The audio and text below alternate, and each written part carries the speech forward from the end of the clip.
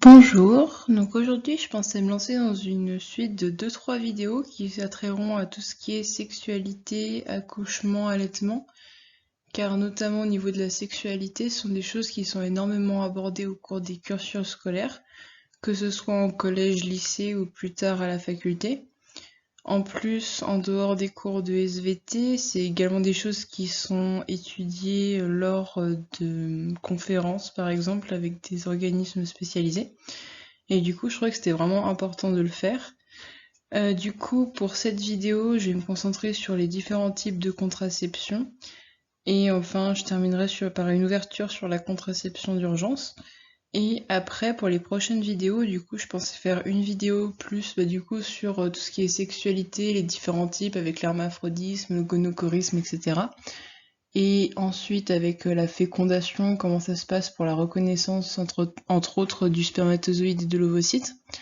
Et après, je pensais également faire une vidéo plus sur rapidement comment se passe un accouchement avec les différentes étapes et les choses hormonales qui se produisent. Et ensuite, l'allaitement, pareil, plutôt vu sous un côté hormonal. Du coup, j'espère que ça va vous plaire et passons tout de suite à la première partie. Dans la première partie, j'ai décidé de traiter plutôt des contraceptions qui sont hormonales. La plus connue d'entre elles est la pilule contraceptive.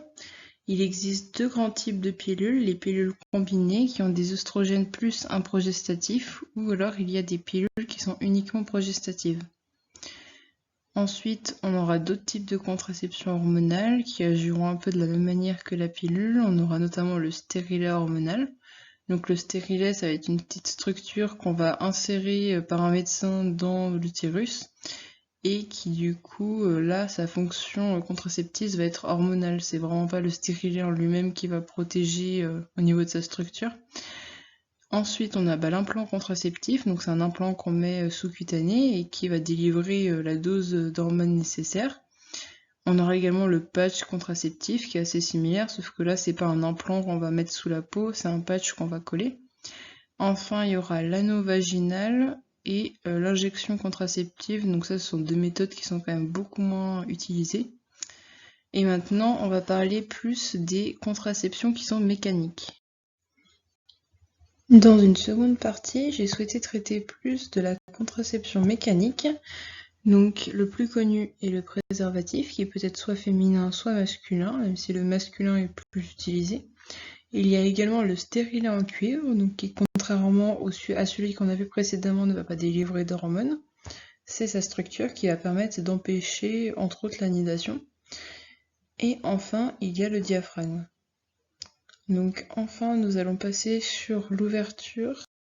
Du coup, l'ouverture dont je vous parlais est sur la contraception d'urgence. Donc j'ai mis en attention car la contraception d'urgence, donc c'est la pilule du lendemain, ce n'est pas une contraception régulière, c'est vraiment nuisible pour la santé, risqué parce qu'elle n'est pas toujours efficace. Et du coup, c'est vraiment en cas d'oubli de contraception ou d'une contraception qui a mal fonctionné, par exemple un préservatif qui s'est déchiré. C'est vraiment dans ces cas-là qu'on pourra essayer de se la procurer, soit dans une pharmacie ou dans une infirmerie par exemple de l'école. Mais ce n'est vraiment à utiliser qu'en cas d'extrême urgence. Et du coup, je voulais vraiment insister sur le fait que ce n'est pas une contraception, même si on appelle la contraception d'urgence, parce qu'il y a beaucoup de personnes qui peuvent en exagérer et l'utiliser régulièrement. Voilà, c'est tout pour cette fin. Je trouvais que c'était important quand même de faire ce rappel, et même si ça a fait un peu catalogue et que c'est pas la vidéo la plus intéressante de cette série, je trouvais que c'était une bonne vidéo introductive sur le sujet. Du coup, nous nous retrouverons dans la prochaine vidéo qui traitera des différents types de sexualité et je pense aussi que j'introduirai dedans comment se passe la fécondation de l'œuf. Donc révisez bien et à plus tard.